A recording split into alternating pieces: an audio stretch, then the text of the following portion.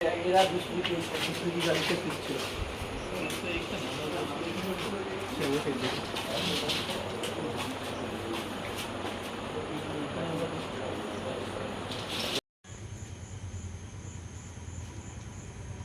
আজকেই ভোট চলাকালীন যখন ভোট চলেছিল আমার 241 নম্বর বুথ বাগচা গ্রাম পঞ্চায়েত ময়না বিধানসভা, পুরো বাগচা গ্রাম পঞ্চায়েতের ন্যায় আমার বুথেও পিসফুলি ভোট হয় এবং সকাল থেকে সন্ধ্যা পর্যন্ত সবাই প্রত্যেক মানুষ এসে ভোট দান করে।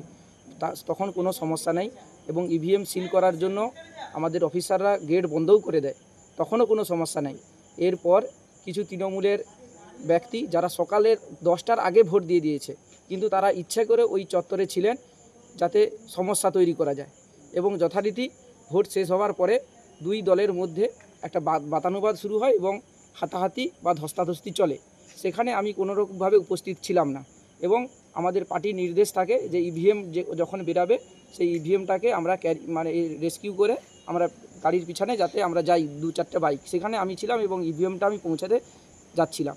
ওই মুহূর্তে আমার বাড়ি থেকে মা ফোন করে আমাকে যে আমার বাড়িতে অ্যাটাক হয়েছে, প্রায় 25-30 জন মহিলা এবং 4-5 জন পুরুষ আমাদের বাড়ি ঘিরে ফেলে আমাদের যে 2-3 পাশে দরজা আছে সেখানে আঘাত করে, দরজা ঠেলাঠেলি করে, বাড্ডাবাড্ডি করে এবং মাকে তো খুবই খারাপভাবে গালিগালাজ করে। মা কোনোরকমভাবে দরজা আটকে বসে থাকে, যাতে না হলে যদি দরজা ভেঙে যেত তাহলে মার প্রাণঘাতীও হতে পারত।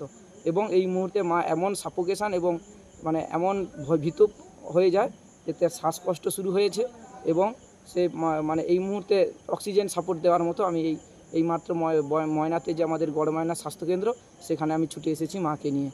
এমন অবস্থা তৃণমূলের এতটাই অরাজক অবস্থা তৈরি হয়েছে, আমাদের বাঁচা বড়া দেয়। কিন্তু তৃণমূলের তরফ থেকে অভিযোগ করা হচ্ছে যে আপনাদের তরফ থেকে তাদেরকে মারধর করা হয়েছিল এবং তাদের কানও ছিঁড়ে দেওয়া হয়েছে বলে অভিযোগ করা হচ্ছে। অভিযোগ যেটা করা হয়েছে আমি বলি, ওনারা প্ল্যানফুলি, আমি আবারও বলছি, যারা 10টার আগে ভোট দিয়েছে সেই রকম মহিলা পুরুষ জমায়েত করে বুথ কেন্দ্রের চারপাশে এবং যখন বেগতিক হয় সিস্টেম তখন আমাদের বুথের লোক আমাকে ফোন করে যে এইরকম একটা গণ্ডগোল হওয়ার সৃষ্টি হতে পারে। আমি নিজে থেকেই কুইক রেসপন্স টিমে ফোন করি এবং কুইক রেসপন্স টিম এসে ওই বুথের মধ্যে ঢুকে তখন দুই পক্ষকে সরিয়ে দেয় এবং ঝামেলা যাতে কমে যায় তার ব্যবস্থা করে। আমি যদি কোনো রকম প্রলোভন দেওয়ার চেষ্টা করি বা গণ্ডগোল করার চেষ্টা করি, আমি কেন কুইক রেসপন্স টিমকে ফোন করব? আমাদের যে কুইক রেসপন্স টিম আছে, নাম্বার আছে, আমি দেখাতে পারি আমার মোবাইলে, ওনাদের সঙ্গে আমি যোগাযোগ করি, ওনারা যথারীতি ঢুকে যায়। কিন্তু আমি ওই মুহূর্তে যখন গণ্ডগোল হয় তখন কিন্তু আমি ওখানে ছিলাম না।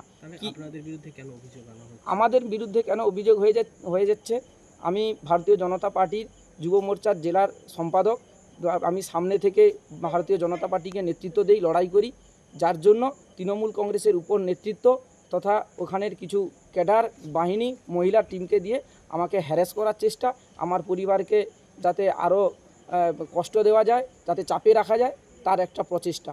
এই রকম প্রচেষ্টা আজকে নয়, 2021 সালে যখন নির্বাচন হয়, নির্বাচনের দিন এবং ফল ঘোষণার দিন আমার বাড়িতে ঠিক একই রকম অ্যাটাক করে, দরজা জানলা ভাঙাভাঙি, কাঁচপত্র জানলা ভেঙে আমার ঘরের আসবাবপত্র ভেঙে দিয়ে যায়। তখন পরে আবার 23 সালে যখন নির্বাচন হয় সেখানেও ঠিক একই রকম ওই বাহিনীরা এসে আমার বাড়ির উপর অত্যাচার করে। আমি শুধু আমাদের কয়েক প্রতিবেশী আছে বলে, আমি প্রতিবেশী তো আর পরিবর্তন করতে পারবো না, তাই আমি ওনাদের সঙ্গে সেভাবে কোনো রকম আইনি বা কোনো রকম প্রতিহিংসামূলক জায়গায় যাইনি। আমি চেয়েছিলাম যে শান্তশিষ্টভাবে যাতে জিনিসগুলো ঠিক হয়ে যায়, প্রতিবেশীদের সঙ্গে শান্তভাবে থাকতেই চেয়েছিলাম।